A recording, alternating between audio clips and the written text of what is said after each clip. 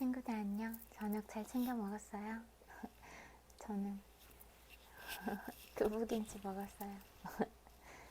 외지 감자도 해 먹으려고 했는데 감자가 너무 말라가지고 못 먹게 돼서 그냥 먹었어요.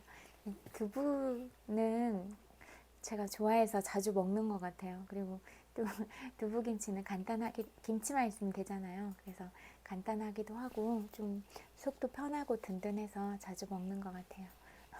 친구들은 친구들이 좋아하는 거 먹었어요? 맛있는 거 저녁 잘 챙겨 먹었으면 좋겠다. 그리고 많이 마른 친구들도 있던데 밥 잘 챙겨 먹어요. 그래야지 또 체력도 유지가 되고 이러니까 밥을 잘 먹는 게 그래도 밥이 에너지원이 돼서 괜찮은 것 같아요. 저도 밥을 잘 안 챙겨 먹는 편이었거든요. 저도 한 30살 후반 그때부터 좀 먹었나? 그 전에는 그냥 빵이나 과자나 이거 군것질 하는 거 좋아하거든요. 양이 많지는 않은데 군것질 하는 거 좋아해요. 그래서 그냥 그런 거 조금씩 먹고 배 안 고프면 그냥 안 먹고 그랬는데 언제부턴가는 밥이 달게 느껴지더라고요. 그래서 요즘에는 그냥 가능한 한 먹으려고는 하는데 또 혼자 있으면 또 입맛이 없을 때가 있더라고요. 그래도 먹어야죠. 계란 같은 거라도 아니면 그 혹시 낫또나 이런 거 좋아하면 그런 것도 먹으면 좀 간단하게 먹을 수 있으니까 뭐 계란 스크램블이나 낫또나 그런 거 견과류나 이런 거 아침 같은 때는 좀 먹기 힘드니까 뭐 요거트나 이런 거 먹어도 좋을 것 같아요. 그래서 또 혼자 있는 친구들도 있을 수도 있으니까 간단하게 먹을 수 있는 그런 것도 얘기해봤어요.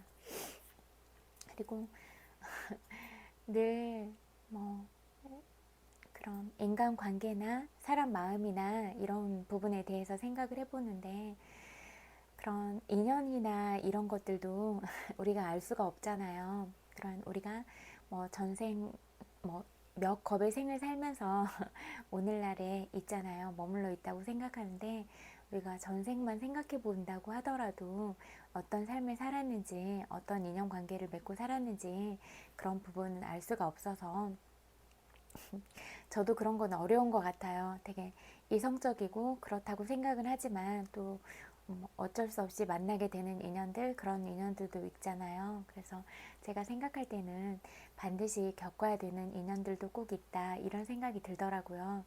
그래서 어떤 인연들을 만났다가 헤어지고 그런 건 그냥 누구의 잘못도 아닌 것 같아요. 어떤 인연이 이렇게 흐름상에서 만나게 될 시점에서 만나게 되고 또 그 인연이 다 하면 헤어지게 되고 이런 것도 자연스러운 과정들이 아닐까 이런 생각이 들어요. 그러니까 이제 너무 헤어질 때 너무 감정적으로 너무 상하거나 그렇지 않게 헤어진다면 괜찮을 것 같다 이런 생각이 들더라고요. 뭐 친구 관계로 남아도 되고 아니면 그걸 감정을 빼고 그냥 잘 이성적으로 이렇게 이야기해서 마무리를 짓고 이런다면 뭐 그렇게 뭐 죽을 일도 아닌데 인생에 있어서는 그렇게 큰 일이 아닐 수도 있다 그런 생각이 들고 어떤 것도 그 사람 자체가 가진 그런 존귀함이나 사랑스러움을 무너뜨리거나 그럴 수는 없다 이렇게 생각을 해요. 우리가 어떤 일을 하거나 어떤 상황에 처해 있거나 어떤 인연들이 뭐 그런 인연의 끈이 다해져서 이렇게 뭐 각자 다른 길을 가게 되거나 여러 관계들 속에서 그런 일들이 많이 일어나잖아요.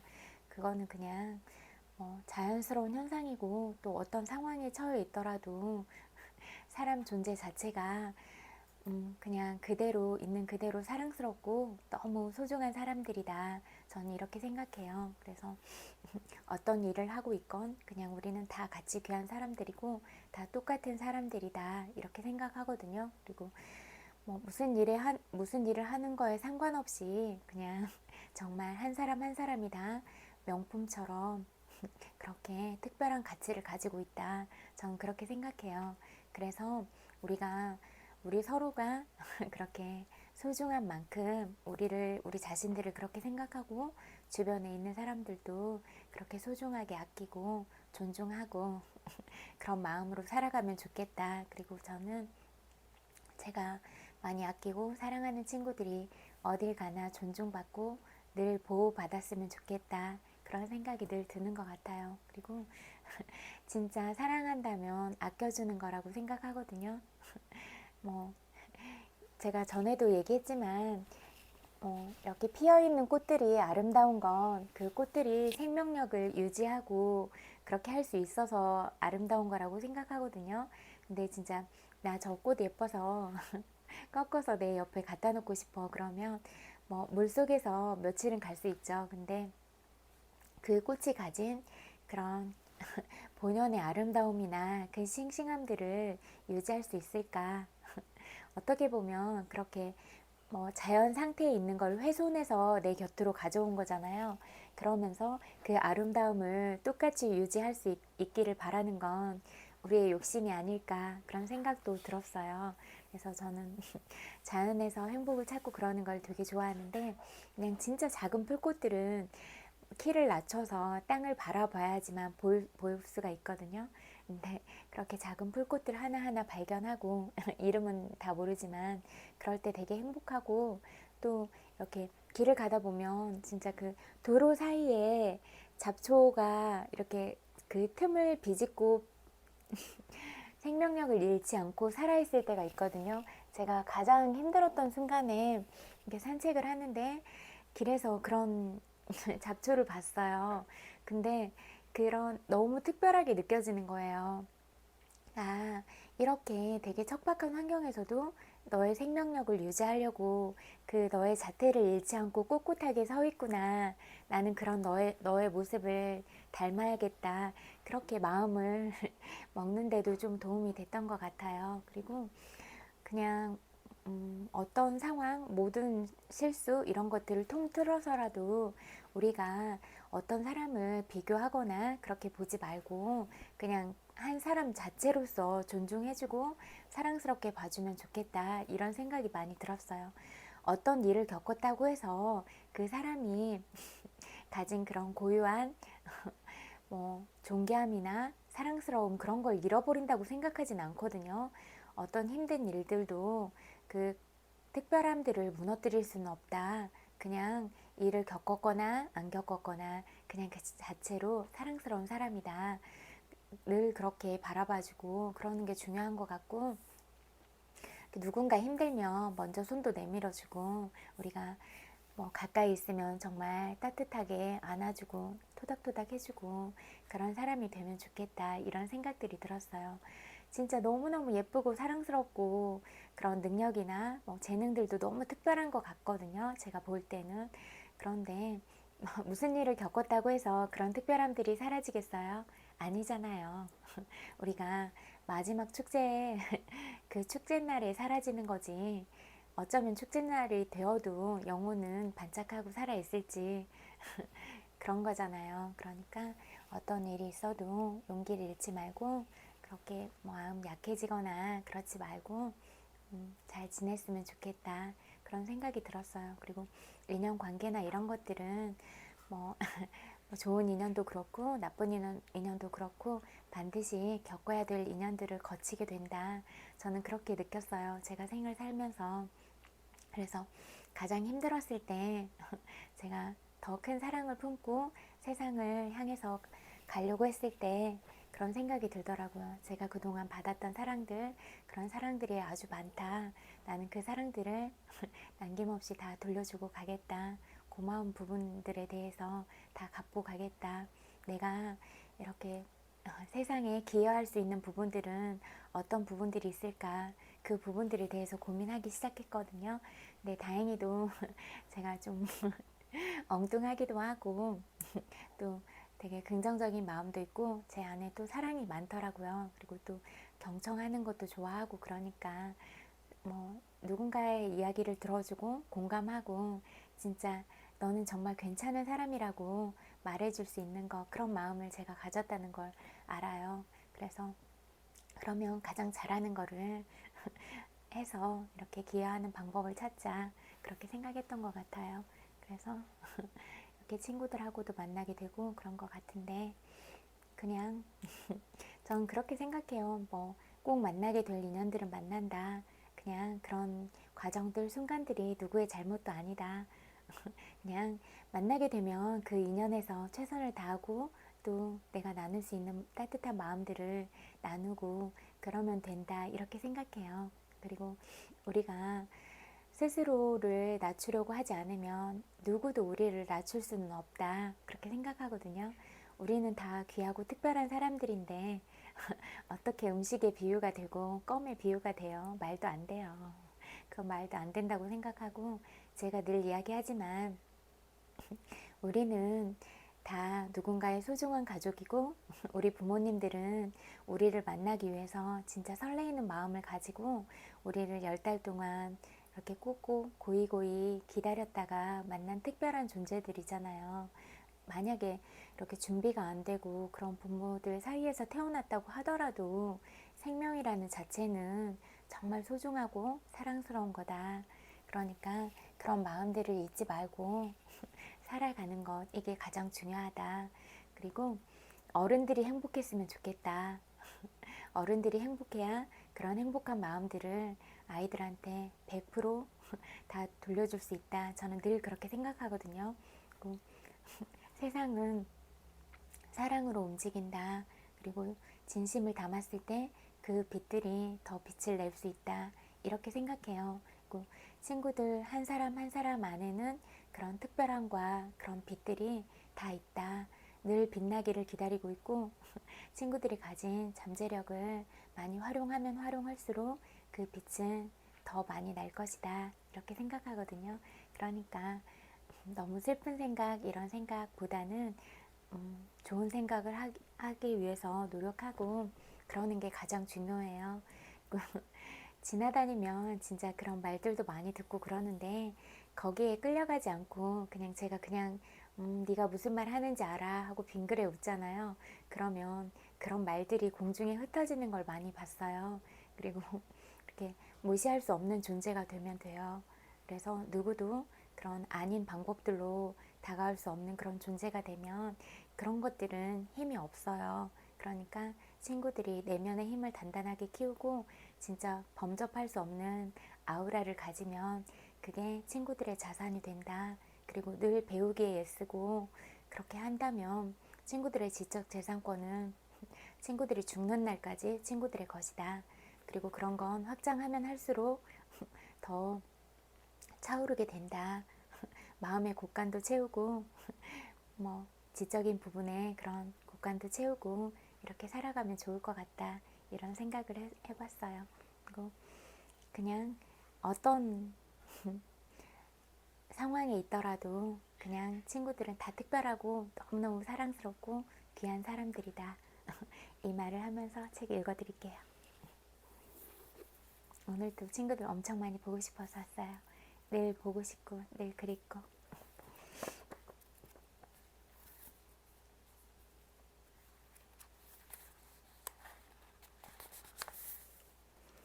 내가 확실히 아는 것은 모든 일에는 다 이유가 있다는 것이다. 식료품점에서 진실한 마음으로 내게 다가온 한 여인이 그것을 일깨워 주었다. 그녀와의 만남으로 인해 나는 이곳이 단지 내가 거주하는 장소에 그치지 않고 진정한 의미의 고향이 될 수 있다는 것을 깨닫게 되었다. 인생은 타인과 나눌 때 더 멋지다는 것을 언제나 알고 있었지만 이제는 그 타인의 범위를 더 넓히면 인생이 더 달콤해진다는 것을 깨닫고 있다. 제발 인정하자. 사랑이란 지겨운 주제다. 동서고금을 막론하고 시시때때로 난무하는 사랑 타령 속에서 사랑은 때로는 하찮게 여겨지기도 하고 때로는 대단한 것인 양 취급받기도 하며 그 정체성이 무엇이 사랑이고 무엇은 사랑이 아닌지에 대해 대중의 환상을 형성해 왔다. 우리 대부분은 나름의 선입견을 품고 있다. 무엇이 사랑인지, 사랑은 어떤 형태로 나타나야 하는지에 대한 선입견 탓에 우리는 막상 사랑이 다가와도 그것을 알아보지 못한다. 우리가 가슴속에 품고 있는 판타지의 모습과 같지 않으면 사랑이 아니라고 생각한다. 하지만 나는 확실히 알고 있다. 사랑은 어디에나 있다. 어느 곳에 있든 우리는 사랑하고 사랑받을 수 있다. 사랑은 모든 형태로 존재한다. 나는 때때로 앞들에 나가 있을 때 모든 나무로부터 사랑이 진동하며 울려 나오는 것을 느끼곤 한다. 당신은 당신이 요청하기만 하면 언제든지 손에 넣을 수 있다. 나는 너무나 많은 여성이 로맨스라는 것에 넋을 잃는 것을 보았다. 나도 그런 사람 중 한 명이었다. 그들은 자신의 삶을 온전히 채워줄 누군가를 찾지 못하면 자신이 영원히 미완성의 존재로 남을 거라고 믿는다. 나는 나 혼자로 이미 온전한 사람이다. 설사 스스로가 미완성의 존재로 느껴진다 해도 사랑으로 그 깨진 빈 공간들을 메워줄 사람은 오직 자신뿐이다. 랠프 알도 에머슨도 이렇게 말하지 않았던가? 그대에게 평화를 가져다 줄 사람은 오직 그대뿐. 내게는 절대 잊을 수 없는 순간이 있다. 어느 날 나는 서랍을 정리하던 중에 12페이지 분량의 종이 뭉치를 발견하고 깜짝 놀라 하던 일을 모두 멈춰야 했다. 그것은 당시 내가 만나던 남자에게 쓴 그러나 보내지 않은 연애 편지였다. 29의 나는 그 남자에게 필사적으로 매달렸다. 징징대며 사랑을 애걸하는 내용으로 꽉 찬 그 편지는 우스꽝스러울 정도로 한심해서 과연 내가 쓴 것이 맞나? 의구심이 들 정도였다. 15살부터 일기를 써온 나였지만 도저히 그 편지를 계속 가지고 있을 수는 없었다.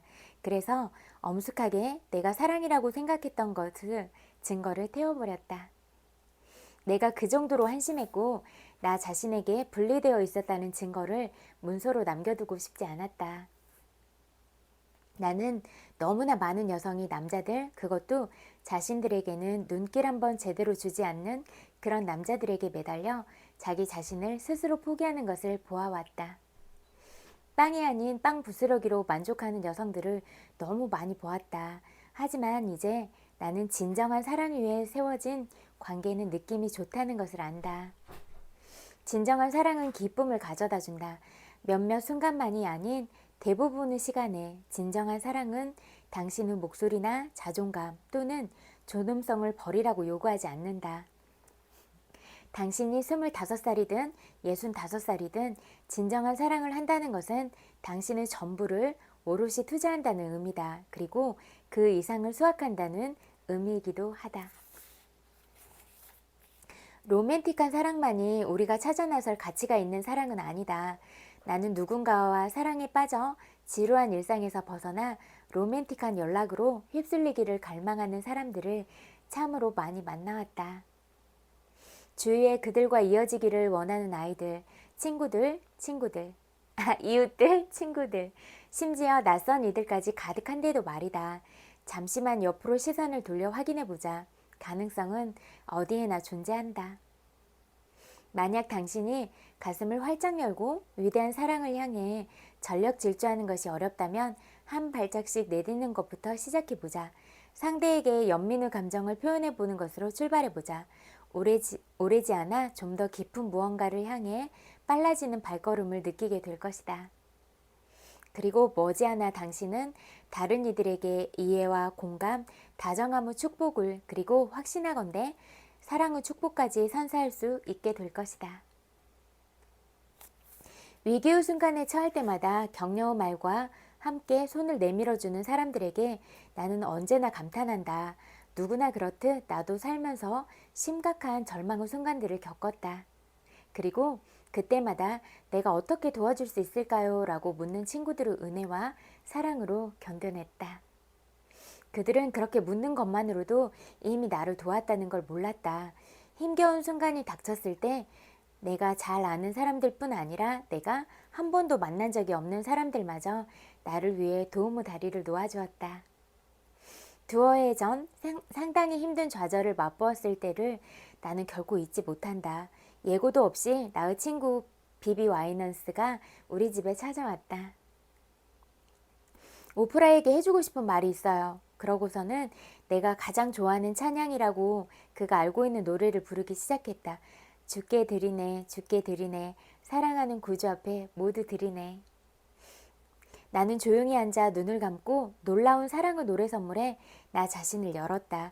노래가 끝났을 때 나는 나를 옥죄던 모든 압박이 사라지는 것을 느꼈다. 그저 존재한다는 것만으로 흡족했다. 몇 주 만에 처음으로 나는 순수한 평화를 맛보았다. 눈을 뜨고 눈물을 닦았을 때 비비의 얼굴은 환하게 빛나고 있었다. 그는 특유 허허허 아 하는 소리를 내며 웃기 시작했고 나를 꼭 안아주었다. 그러고는 이렇게 말했다. 사랑스러운 오프라, 당신 혼자서 이 짐을 다 질 필요가 없다는 것을 기억하게 해주려고 내가 온 거예요. 당신이 어려움에 처했을 때 사람들이 그런 당신을 염려하고 있다는 사실을 잊지 말자. 그것이 바로 사랑이니까. 이것을 확실히 아는 나는 축복받은 존재다. 나는 내가 우정에 대해 잘 알고 있다고 생각했다. 친구 게일과 함께 쉐비 인플라를 타고 열 하루에 걸쳐 국도 횡단 여행을 떠나기 전까지는 말이다. 우리 둘은 20대 초반부터 절친한 벗이었다.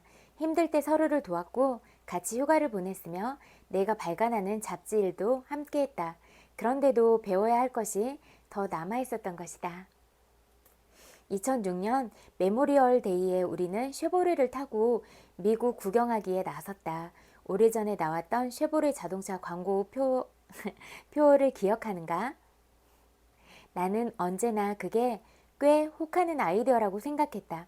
캘리포니아 지부 진입로에서 차를 빼 도로로 나왔을 때 우리는 성악가처럼 비브라토를 섞어가며 시끄럽게 쉐보레 CM송을 불러 젖혔고 그런 우리의 모습이 우스워서 깔깔거렸다. 여행이 3일째에 접어들어 애리조나주 홀브릭 근처에 왔을 때 우리는 입안에서 곡조를 웅얼거리고 있었다. 그리고 5일째에 콜로라도 라마에 닿았을 무렵엔 누구도 노래를 부르지 않았다.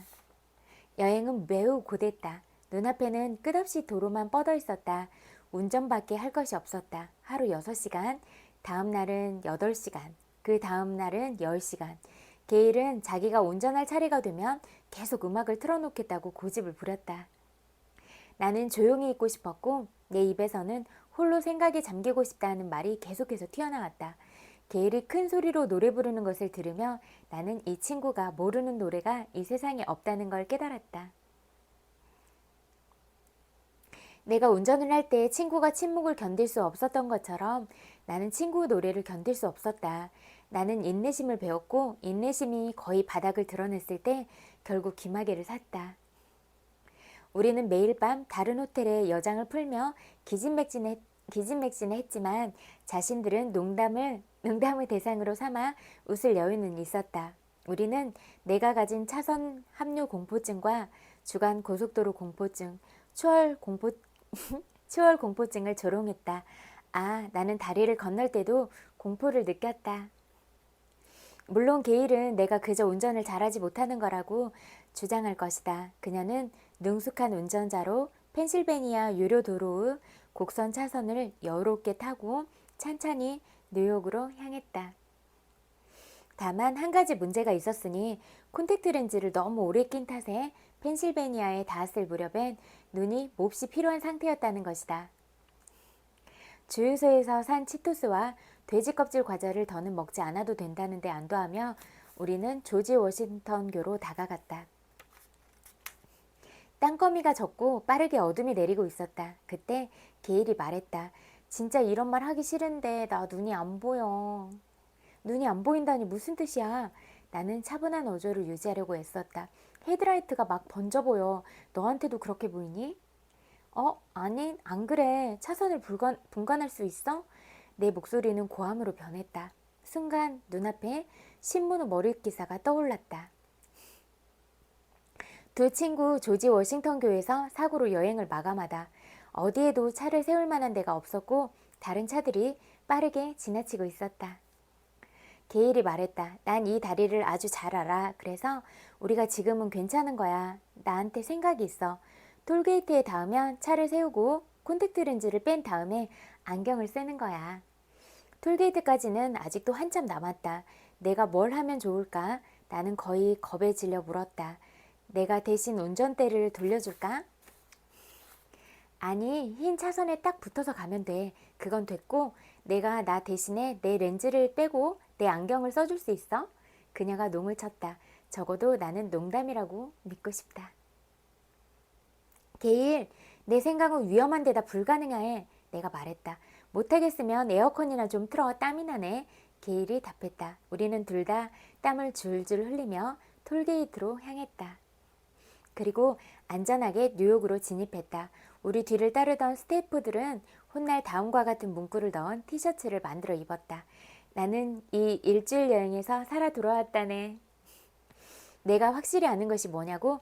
친구와 함께 좁은 공간에 갇혀 열 하루를 보낸 후 웃으며 그곳에서 나올 수 있다면 당신과 그 친구는 진정한 벗이다. 여기까지 읽을게요. 그리고 또 잠재의식에 관한 책 읽어드릴게요.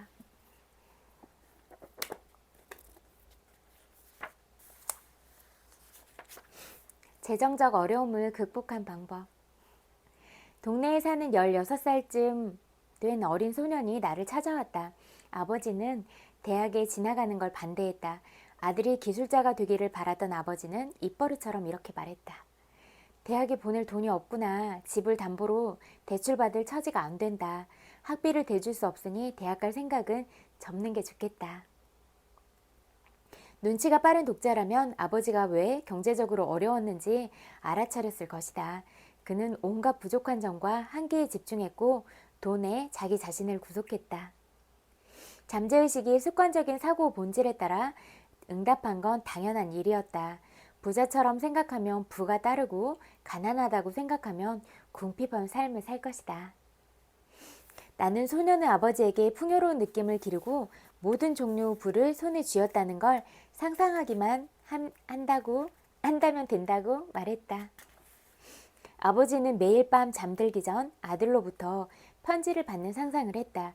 대학에 다니는 것이 얼마나 행복한지, 자신을 위해 아버지가 해준 것에 얼마나 감사한지를 적은 편지였다. 돈이 부족하군. 어떻게 그 돈을 다 댄담? 무엇을 팔아야 하지? 빈털터리가 됐네. 이런 부정적인 생각이 떠오를 때마다 문장을 끝내기 전 생각을 멈추고 조용히 진심을 담아 다음과 같이 확언해 부정적인 생각을 중화했다. 언제 어디서나 제 모든 요구는 충족되고 모든 걸 마련해주는 끝없는 원천이 내 안에 있습니다. 처음에는 부정적인 생각을 쫓아내기 위해 한 시간에도 30에서 40회는 반복해야 했다. 하지만 시간이 흐르자 습관적으로 들던 부정적인 생각이 차츰 사라졌다. 부정적인 생각으로 다시는 괴로워하지 않았다. 얼마 지나지 않아 그는 복권에 당첨됐다. 거액의 당첨금으로 모든 빚을 갚았고 마음의 힘을 사용한다면 필요한 모든 것을 얻을 수 있다는 믿음과 자신감이 생겼다. 이제 아들은 자신이 선택한 대학을 다니고 있고 아버지는 진정한 부를 발견한 것에 고마워한다. 부자는 이제 어떤 경제적 위기가 닥칠지라도 공포와 불안에 떨지 않을 것이다. 청구 금액을 갚는 마법의 공식. 런던 한 약사는 장인 어른에게 빌린 아주 적은 자본금으로 약국을 열었다. 장인 어른은 돈을 갚으라고 끊임없이 압박했고 미납 청구서는 쌓여만 갔다. 약사는 절망했으나 위기에서 빠져나오려고 안간힘을 썼다. 그때 런던에서 열린 나의 강연에서 다음과 같은 말을 들었다. 청구서를 받았을 때는 청구 액수만큼의 돈이 들어왔다고 생각하며 감사함을 표하십시오. 약사는 이 말을 곱씹은 후 곧바로 실천에 옮겼다. 그 결과 마음이 주의를 기울이는 것마다 눈부신 결과가 나타났다. 동네 의원 세 군데에서 처방전을 자신의 약국으로 보내주기 시작했다. 그는 현재 런던 시내에서 매우 번창하는 새 약국의 주인이 되었다. 그는 청구서에 적힌 액수만큼의 돈을 받는 생각을 하거나 그에 상응하는 이미지를 떠올리면서 생각과 이미지를 잠재의식에 가라앉혔다. 돈에 관한 생각과 이미지는 그가 원하던 소망의 실체였고 그것은 얼마 지나지 않아 현실로 나타났다. 잠재의식의 힘을 증명한 것이다. 난 많은 사업가에게 이 마법의 공식을 가르쳐 주었다. 단 한 명도 빠짐없이 모두가 이 공식의 효과를 보았다. 그들은 지금까지도 나에게 고마워한다. 부를 얻기 위한 가장 중요한 원칙은 무한한 보고에서 유형의 부를 만들어내는 유일한 힘이 생각임을 아는 것이다. 우주에서 볼 수 있는 모든 피조물과 형식, 과정은 무한한 지성의 생각이 가시적으로 표출된 결과물이다. 하나의 형태를 생각할 때 사고는 형태를 갖춘다. 우리는 생각의 세계에 살고 있다. 부자가 되고 재정적 문제를 해결하려면 부와 번영, 성공을 끊임없이 생각해야 한다. 모든 재정적 문제를 극복하고 금전 위기에서 벗어나고 싶다면 아이디어와 이미지를 떠올리고 계획과 목적을 세우는 사람이 바로 나라는 사실을 이해해야 한다. 생각 없이 존재하는 것은 이 세상에 아무것도 없다. 이러한 진리를 깨달은 후 다음 확언으로 마음을 채우자. 필요한 것은 곧바로 마련해주는 선함을 절대적으로 믿습니다. 어떠한 상황과 문제가 닥칠지라도 해결해 나갑니다. 필요한 아이디어가 적절한 때에 올바른 방법으로 떠오릅니다. 삶에서 영원하고 막힘없이 부가 흐릅니다. 내가 필요한 것보다 더 많은 것을 얻습니다. 이러한 진리를 계속해서 되풀이하면 마음은 끝없이 흘러들어오는 부를 모두 받을 수 있는 상태가 됩니다. 이 말을 진실이라 믿으며 되새기면 풍요로운 정신이 싹트고 어떠한 형태로든 돈이 들어올 것이다. 금전적 상황이 어렵거나 주식시장의 변동성이 크더라도 풍요를 누릴 수 있을 것이다. 내 아는 은행에서 부를 인출하라. 한 영업사원의 이야기다. 직장을 옮기면서 차가 필요했지만 자동차를 살 돈이 없었다. 대신 그는 마음의 은행에 수표를 그리는 방법을 알고 있었다. 일자리를 구한 후 그는 방으로 돌아가 원하는 차의 이미지를 머릿속으로 떠올렸다. 긍정적인 태도로 그 차가 생길이라는 확신을 가졌다. 그 차는 이미 제 것이라고 외쳤습니다. 운전대를 만져보았고 차 시트를 손으로 쓸어보았습니다. 그는 같은 아파트에 사는 이웃과 친해졌는데 이웃은 6개월 동안 유럽에 간다며 그동안 자기 차를 쓰라고 제안했다. 일단 제 차를 쓰고 가세요. 제가 돌아올 때쯤이면 새 차를 살 수 있지 않을까요? 이웃의 차는 이전에 상상했던 차와 정확히 똑같은 브랜드의 똑같은 모델이었다. 그리고 남자는 이웃이 유럽에서 돌아오기 전 자신의 차를 살 수 있을 만큼 충분한 돈을 벌었다. 그러면서 마음속에 은행이 있고 차고 넘칠 정도로 무한한 돈이 준비되어 있다는 것을 깨달았다. 경제적 안정을 얻는 가장 확실한 방법. 돈은 교환의 매개체이자 자유와 아름다움, 호화로움, 권력, 세련됨을 상징한다. 돈은 풍요롭고 즐거운 삶의 표상이다. 국가의 경제적 건전성을 표현하는 신성한 개념이기도 하다. 그러므로 돈은 현명하고 분별력 있게 건설적으로 사용해야 한다. 돈은 아주 좋은 것이라는 인상을 잠재의식에 새기면 경제적 안정을 얻을 수 있고 나아가 인류까지 무한한 축복을 누릴 수 있다. 마음속으로 나는 돈이 유통되는 중심이고 온갖 재산을 소유하고 있으며 다른 사람들에게 물질적인 축복을 내린다고 계속 상상해 보라. 이렇게 상상하면 마음속에 길이 열려 부가 차고 넘치게 흘러들어온다. 부를 소유하고자 하는 동기는 나쁜 게 아니다. 모든 사람은 돈을 많이 벌 권리가 있다. 부가 눈사태처럼 밀려오는 것을 기대하라. 잠재의식 속의 힘과 지혜를 현명하게 사용하면 행복과 안정감이 따라온다. 성공을 내가 마땅히 가져야 할 권리라고 믿고 받아들일 때 삶은 나에게 보상을 줄 것이다. 경제적 안정을 얻기 위한 진정한 열쇠는 더 위대하고 멋진 방식으로 다른 사람들을 위해 봉사하는 걸 상상하는 것이다. 더 크게 성공하고 더 풍요로워진다고 상상해보라. 돈이 들어오면 진심으로 고맙게 여기면서 자유롭고 건설적으로 돈을 사용하라. 다음과 같이 자주 확언하면 경제적 안정에 대한 관념을 잠재의식에서 심을 수 있다.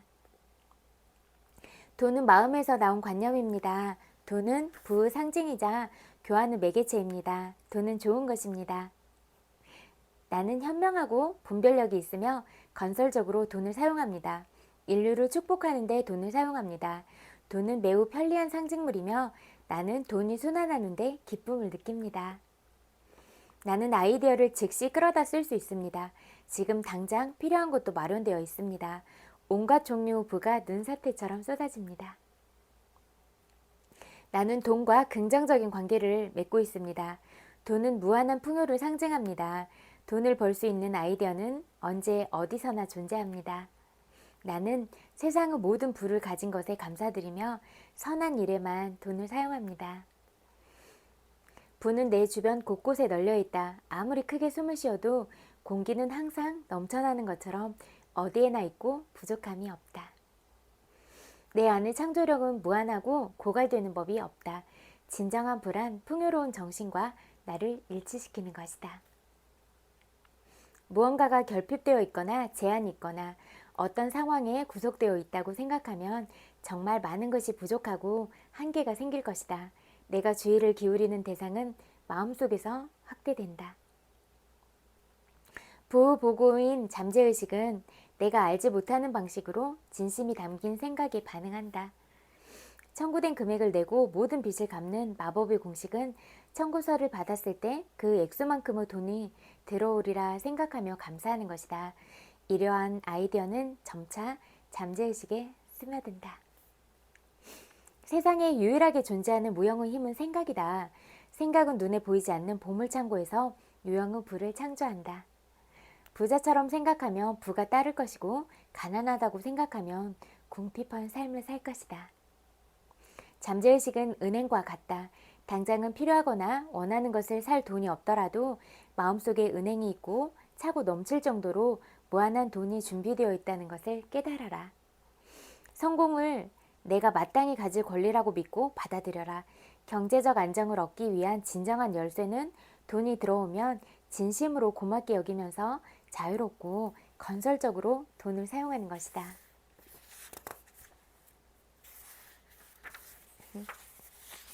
책 여기까지 읽을게요. 그리고 오늘 친구들이 어떤 하루를 살았을지라도 고생 많았어요. 토닥토닥. 마음으로 안아드릴게요. 100만 번 볼 뽀뽀도 보내드릴게요. 엄청 많이 사랑해요. 그리고 늘 제가 친구들 한 명 한 명을 다 소중하고 사랑스러운 존재로 생각하는 것처럼 어딜 가나 존중받고 어딜 가나 귀한 대접을 받는 친구들이 됐으면 좋겠다, 이런 마음으로 늘 기도드릴게요. 그리고 항상 어떤 곳에 있더라도 보호받을 수 있으면 좋겠습니다. 그래서 내가 가는 곳마다 안전한 지대야 라고 마음으로 느끼고 그래서 그런 곳곳에 갈 때마다 친구들이 친구들 안에 있는 빛들을 몇 배 더 빛나게 그렇게 빛을 낼 수 있으면 좋겠다, 그런 생각을 늘 해요. 제가 볼 때는 진짜 너무 한 명 한 명 다 소중하고 바라보기에도 아까운 친구들이다, 그렇게 생각하고 친구들이 가진 능력치나 재능들은 정말 탁월하다, 그렇게 생각하니까 그런 자신들의 특별함을 꼭 기억하고 그런 친구들 안에 있는 그런 천재성을 꼭 믿으세요. 그래서 그 가치는 친구들만의 것이니까 친구들이 가진 평생의 자산이라고 볼 수 있다, 전 이렇게 생각해요. 그러니까 그런 것들을 꼭 기억하세요. 그리고 오늘은 좀 날씨가 많이 풀린 것 같았어요. 저는 귤 좋아해서 귤 먹고 싶어서 귤 사러 갔는데 요즘에 폭설이기도 하고 혹한기 때문에 그런지 날씨가 엄청 추워졌잖아요. 그래서 귤이 많이 없고 또 많이 비싸지기도 하고 그랬더라고요. 저는 겨울 되면 귤이랑 대복 먹는 낙이었는데 그래서 한라봉 샀는데 아무튼 친구들도 친구들이 좋아하는 과일이나 그런 거 있으면 잘 챙겨서 먹고 이렇게 또 감기 걸리지 않게 조심하고 저녁에는 따뜻한 차나 이렇게 먹고 자면 좋겠다, 그런 생각이 들어요. 그리고 저도 잠이 잘 안 오는데 고맙게도 또 친구들이 빗소리 영상, 파도소리 영상 이런 거 만들어 주셔서 그런 것들 활용하면서 자고 있어요. 진짜 그런 소리가 유일하게 잠들 수 있는 소리인 것 같아요. 안 그러면은 또 친구들의 고민이나 슬픔들이나 이런 부분들에 대해서 생각을 또 많이 하기도 하고, 아, 어떻게 하면 위로를 해줄까 이런 생각을 하니까. 근데 아직도 다른 친구들 비난하거나 막 그런 친구들이 많이 있던데, 그러면 그거 친구들한테 손해예요. 그렇게 부정적인 생각을 가지고 그러면 친구들 자신의 뇌가 파괴돼요. 마음도 물론 그렇고. 그러니까 그거는 아무한테도 도움이 안 된다.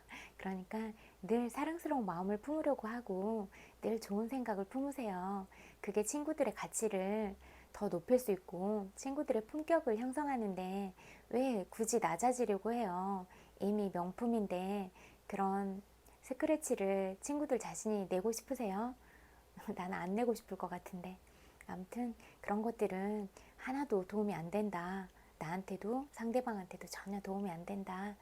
그렇게 알고 있으면 될 것 같아요. 그리고 사랑스러운 사람들이 사랑스럽게 말하고 사랑스럽게 웃고 그러면 얼마나 더 예뻐요. 그러니까 우리가 그렇게 따뜻한 말을 하고 사랑하면서 살았으면 좋겠어요. 요즘에는 그래도 많이 웃고 깔깔거리고 그런 친구들도 많이 보이고 친구들한테도 사랑스럽게 말을 하고 그런 친구들도 많이 보이지만 가끔씩 보여요. 그렇게 그러면 아 저런 것들은 정말 아무한테도 도움이 안 되는 것들인데 안타깝다 이런 마음이 많이 들어요. 그리고 친구가 잘 되면 좋잖아요. 잘된 친구가 내 옆에 있다. 이 친구는 복이 참 많구나. 내 복은 따로 있다. 이렇게 생각하세요. 우리의 각자의 복은 다 다른 거예요. 그러니까 그거는 뭐 질투하거나 뭐 시기의 대상은 아니다. 그냥 친구들의 복은 다 친구들의 복대로 따로 있다. 그리고 좋은 생각을 하고 뭐 이미 이루어진 것처럼 생각하고 미리 감사하고 그러면 친구들한테 훨씬 더 큰 복들, 좋은 인연들이 꼭 옆에 있을 것이다. 전 그렇게 생각하고 그런 마음들, 좋은 기운들을 친구들한테 다 보낼 테니까 그런 마음들 다 받고 늘 사랑스럽고 행복하게 하루하루 보내세요. 매 순간마다 많이 웃고 친구들의 하루가 늘 평화로웠으면 좋겠습니다. 그리고 오늘도 제 이야기 들어주셔서 너무너무 감사하고 엄청 많이 사랑해요. 잘 때 편안한 마음으로 좋은 생각으로 잠드세요. 그리고 친구들이 원하는 것 그리고 이루고 싶은 것들 생각하면서 잠재의식이 더 많은 성취를 할 수 있기를 바랄게요. 모두 모두 굿라잇. 안녕.